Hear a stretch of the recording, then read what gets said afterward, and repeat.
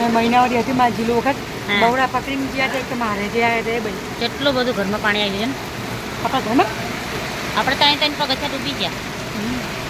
વરસાદ તો જો આ તો ખમલાન લાઈટ છે બધું જતું રહ્યું